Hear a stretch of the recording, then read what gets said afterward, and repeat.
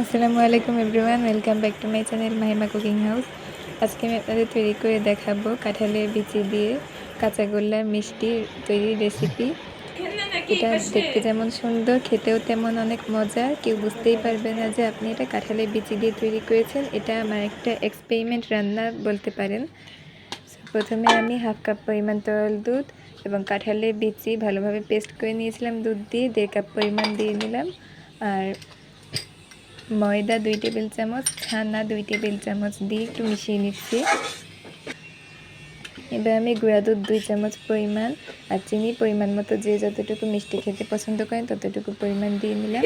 আর ঘি 1 চা চামচ পরিমাণ দিয়ে নিয়েছি। এবার ভালোভাবে মিশিয়ে একেবারে ঘন টাইপের একটা ডো তৈরি করে নিব। এবার আমি এটাকে ঠান্ডা করে নিয়ে হাতে একটু ঘি বা তেল যেটা ইউজ করেন না কেন সেটা হাতে একটু নিয়ে, আমি ঘি ইউজ করছি। এইভাবে গোল করে মাঝখান থেকে একটু চেপে নিয়ে একটু রং দিয়ে একটু ডিজাইন করে নিয়েছি আর গুঁড়া দুধে কোট করে নিয়েছি। এটা আমি ফ্রিজে রেখে দিয়েছিলাম 1 ঘন্টার মতো। এই তো এবার দেখুন এটা কত সুন্দর হয়েছে।